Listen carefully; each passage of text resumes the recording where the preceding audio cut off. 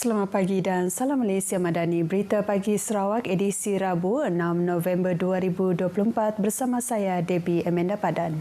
Universiti Malaysia Sarawak UNIMAS terus memainkan peranan penting dalam memacu penyelidikan digital, meningkatkan literasi digital rakyat serta menghasilkan graduan berkebolehan tinggi dalam sektor teknologi selaras dengan transformasi Sarawak ke arah ekonomi berimpak tinggi. Menurut Timbalan Premier Dato' Amar Douglas Ugambas, Sarawak kini berada di persimpangan penting dalam pembangunan ekonomi dan sosial ke arah mencapai hasrat untuk menjadikan Sarawak negeri maju menjelang tahun 2030. Jelasnya, antara fokus kerajaan negeri adalah agenda transformasi ekonomi yang lebih mampan menerusi pembangunan teknologi hijau, mengatasi isu keterjaminan makanan, selain pembangunan prasarana yang lebih menyeluruh di seluruh negeri, khususnya bagi mengurangkan jurang kemajuan di antara kawasan bandar dan pedalaman. Justru kerajaan negeri memerlukan modal instan kelas pertama yang mampu mendokong usaha Sarawak untuk bergerak lebih jauh ke arah pembangunan inklusif dan menyeluruh. Selain itu, kerjasama UNIMAS dalam mendukung strategi pembangunan pasca COVID-19 2030 meningkatkan taraf hidup rakyat Sarawak melalui penyelidikan, inovasi teknologi dan pemerkasaan komuniti luar bandar. Dato' Amar Douglas Ugambas yang juga Pro-Chancellor UNIMAS hadir menyempurnakan sidang kedua Majlis Convocation UNIMAS ke-28 yang berlangsung di Detar Putra UNIMAS Kota Samarahan. Seramai 552 orang graduan Universiti Malaysia Sarawak UNIMAS terdiri daripada 485 orang graduan Fakulti Sains Kognitif dan Pembangunan Manusia dan 67 orang graduan Fakulti Alam Bina berjaya menamatkan pengajian dan menerima anugerah ijazah sarjana muda. Program dan intervensi sosial yang komprehensif akan terus dilaksanakan dalam usaha menangani kes buang bayi dan isu jenayah seksual terhadap kanak-kanak di Sarawak. Menyatakan demikian dalam kenyataan medianya berhubung isu buang bayi dan jenayah seksual terhadap kanak-kanak di Sarawak, Menteri Pembangunan Wanita, Kanak-kanak dan Kesejahteraan Komuniti Datuk Seri Fatimah Abdullah berkata, ia bukan sahaja dapat memberi kesedaran kepada golongan kanak-kanak atau remaja sahaja, tetapi juga ibu bapa, komuniti dan kumpulan rentan tentang tanggungjawab kolektif untuk menangani isu jenayah seksual. Tanggungjawab kolektif merangkumi aspek pencegahan seperti mengenal pasti dan mengelak tingkah laku berisiko dan serta kesedaran terhadap sokongan, bantuan dan perlindungan yang disediakan oleh pelbagai pihak untuk ibu remaja yang belum atau tidak berkahwin. Sementara itu, melalui Majlis Pembangunan Sosial Sarawak, kementeriannya terus melaksanakan pelbagai program seperti program kesedaran dan advokasi pendidikan seksual dan randa pembangunan sosial.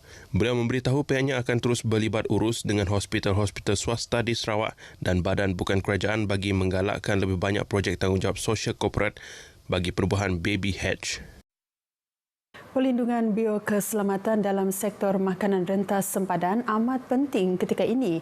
Menteri Industri Makanan, Komuniti dan Pembangunan Wilayah Datuk Seri Dr. Stephen Rundi Utom berkata, ia bagi melindungi ekosistem pertanian dan tanaman semula jadi dari serangga perosak dan penyakit. Ia sekaligus memaksa setiap pihak untuk patuh akan amalan dan garis panduan Akta Kuarantin Tumbuhan. Jelasnya lagi, dengan pembangunan pesat teknologi pertanian dan peningkatan jumlah perdagangan, risiko serangan serangga perosak tumbuhan juga semakin bertambah. Datuk Stephen berkata demikian pada program libat urus fasilitasi perdagangan pertanian di Kuching. Teks ucapannya dibacakan oleh Timbalan Menteri Pemodenan Pertanian dan Pembangunan Wilayah Datuk Dr. Abdul Rahman Ismail. Ke arah pembangunan mampan dalam sektor pertanian, komuniti pertanian sayuran di Miri diseru mengadaptasikan pertanian moden dan organik serta menggunakan sumber dan teknologi yang disediakan kerajaan.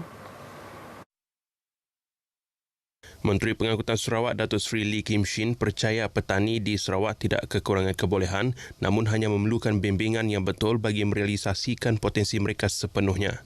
Datuk Seri Lee yang juga Adus Nadin menyarankan komuniti petani bekerjasama dengan jabatan atau agensi kerajaan berkaitan bagi mendapatkan sumber bantuan dalam memajukan pertanian mereka.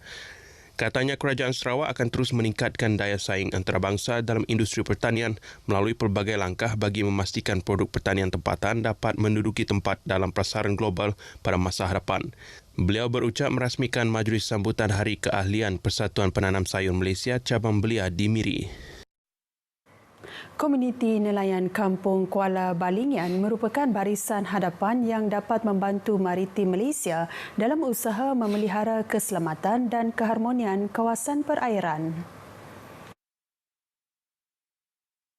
Adun Balingian Abdul Yaakob Arbi berkata sebagai penduduk tinggal berhampiran kawasan perairan, penduduk kampung Kuala Balingian terutamanya komuniti nelayan berperanan sebagai mata dan telinga Agensi Penguatkuasaan Maritim Malaysia APMM memaklumkan jika ada aktiviti pencerobohan perairan negara. Beliau berkata demikian dalam program Sahabat Maritim bersama komuniti nelayan di Balingian. Program Sahabat Maritim Komuniti Nelayan yang dilaksanakan juga dapat memperkenalkan Maritim Malaysia lebih dekat kepada warga tempatan di Balingian. Pendekatan sebegini dapat memberi impak yang sangat positif kepada nelayan.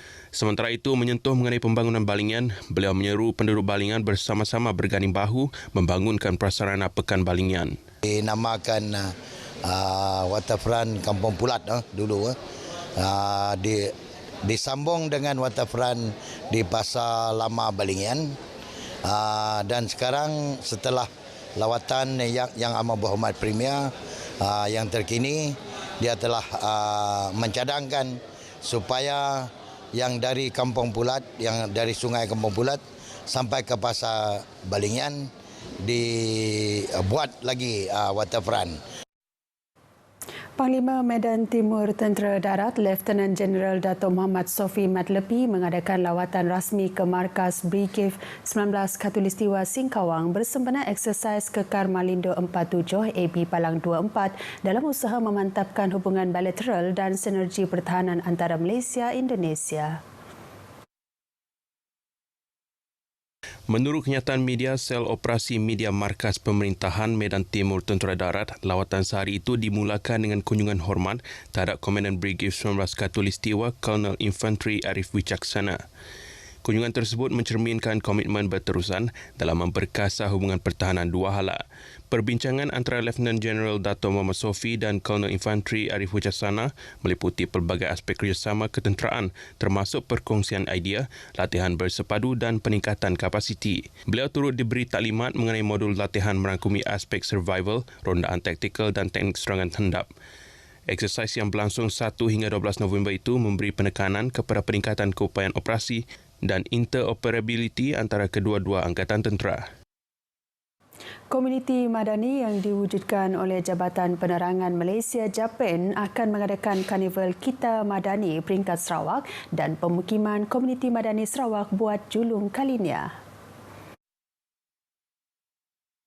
Menurut Ketua Penolong Pengarah JAPEN Sarawak Rozilawati Nur Aziz, program tersebut akan diadakan di Penview Convention Centre PCC Demak, Kuching pada 9 dan 10 November.